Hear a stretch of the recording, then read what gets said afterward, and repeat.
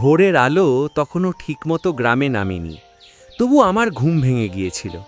কারণ আজ আর সাধারণ কোনো দিন না, আজ দোল পূর্ণিমা।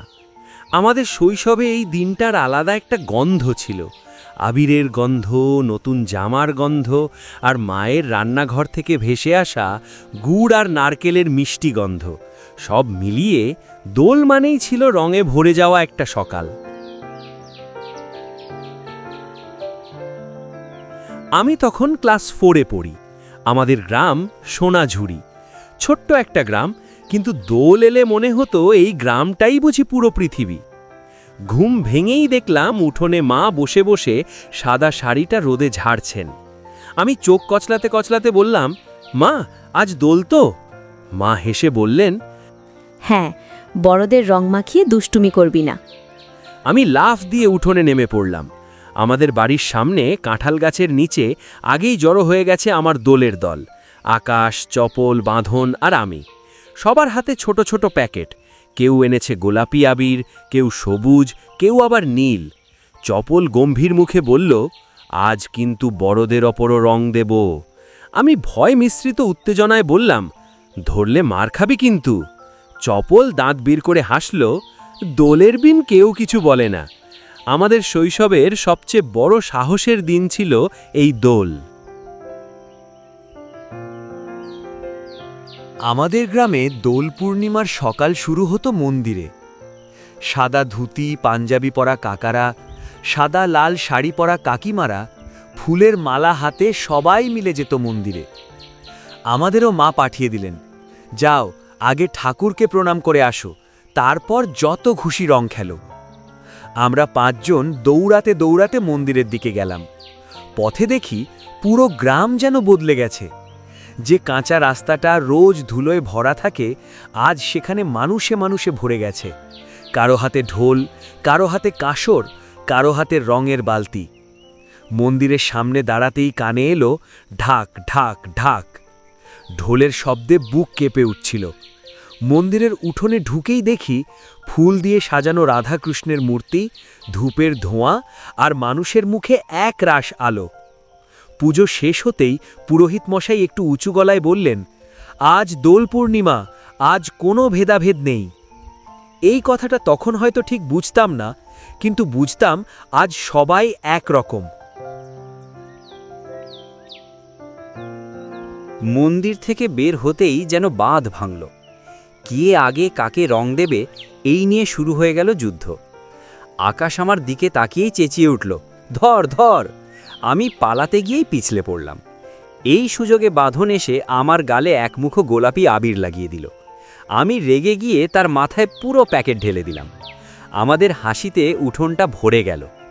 আর একটু পরেই দেখলাম শুধু আমরা না, পুরো গ্রাম রং খেলায় মেতে উঠেছে।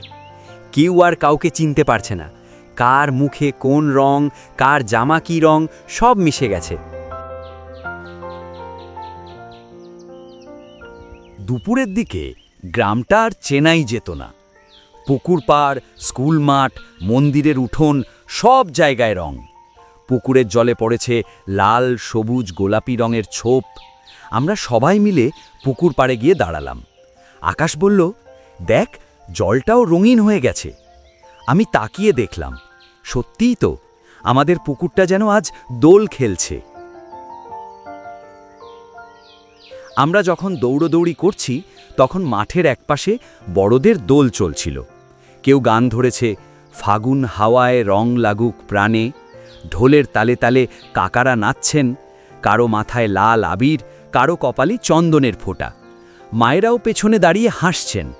আমার মাকে দূর থেকে দেখলাম, সাদা শাড়িটা আর সাদা নেই, হালকা গোলাপি, হালকা সবুজ, সব মিলিয়ে রঙিন। আমার বুকের ভেতর তখন অদ্ভুত একটা আনন্দ হলো। মনে হলো মা আজ আমার মতোই। আমাদের দোলের আরেকটা বড় আকর্ষণ ছিল নতুন জামা।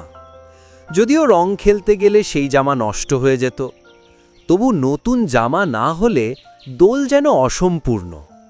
আমি সেদিন পরেছিলাম ধবধবে সাদা রঙের একটা শার্ট। সকালে আয়নার সামনে দাঁড়িয়ে নিজেকে দেখে মনে হয়েছিল আজ আমি অনেক বড় হয়ে গেছি। দুপুরের দিকে তাকিয়ে দেখি শার্টটার ধবধবে সাদা নেই, তার মধ্যে লাল, হলুদ, সবুজ, গোলাপি সব মিশে গেছে। আমি তখন বুঝলাম দোল নতুন জামা দেখানোর দিন না, দোল নতুন করে রঙিন হয়ে যাওয়ার দিন। রং খেলতে খেলতে কখন যে ক্ষুধা লেগে গেছে টেরই পাইনি। হঠাৎ দেখি চপল বলছে, চল বাড়ি যাই, মা ডাকবে এখন। পেটটা গুড়গুড় করছিল। গ্রামের দোলের দিনে দুপুরের রান্না ছিল আলাদা, প্রায় সব বাড়িতেই হতো খিচুড়ি, ডাল, সবজি আর সাথে মিষ্টি। আমাদের বাড়িতে সেদিন মা বানিয়েছিলেন খিচুড়ি আর বেগুন ভাজা। আমি হাত ধুয়ে বসতেই মা বললেন, দেখি তো কি অবস্থা করেছিস নিজেকে। আমি হেসে বললাম, আজ তো দোল মা। মা মাথায় হাত বুলিয়ে দিলেন। মায়ের হাতেও তখন লেগে আছে গোলাপি আবির। দুপুরের পর একটু ঘুম, কিন্তু দোলের দিনে ঘুম হয় নাকি।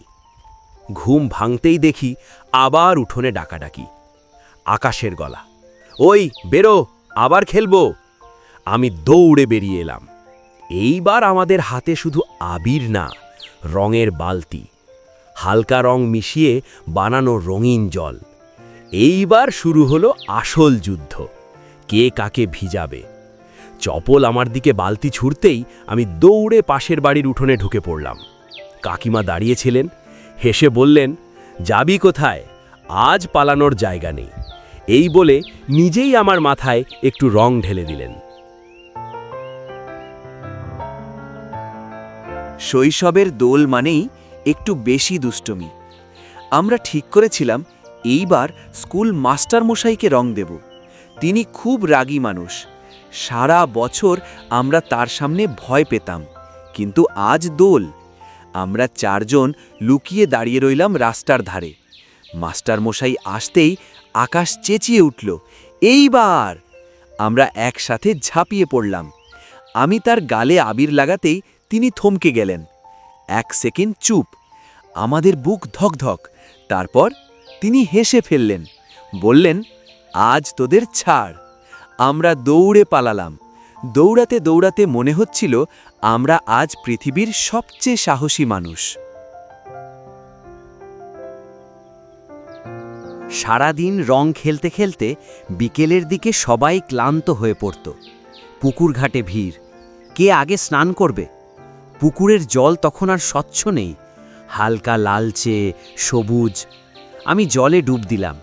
হাত দিয়ে মুখ ঘষতে ঘষতে দেখলাম রং উঠছে, কিন্তু পুরো উঠছে না। গালে, কানে, নাকে সব জায়গায় একটু একটু থেকে যাচ্ছে। আমি তখন ভাবছিলাম, থাকুক, আজ না উঠলেও চলবে।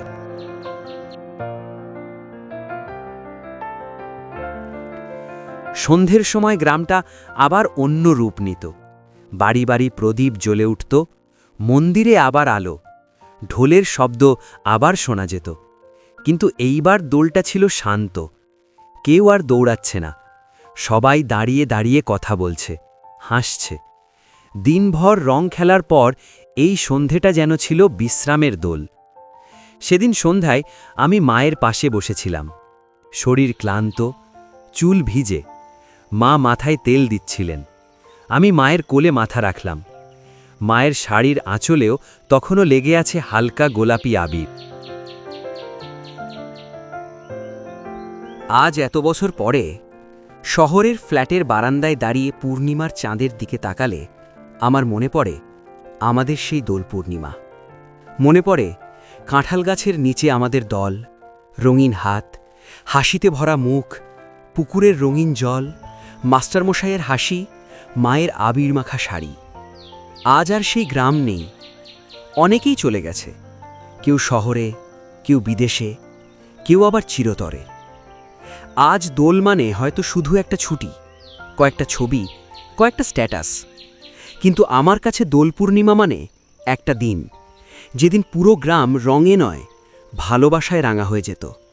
সেদিন আমাদের গায়ে শুধু আবির লাগতো না, লেগে থাকতো একসাথে বড় হওয়ার রং, একসাথে হাসার রং, একসাথে বেঁচে থাকার রং।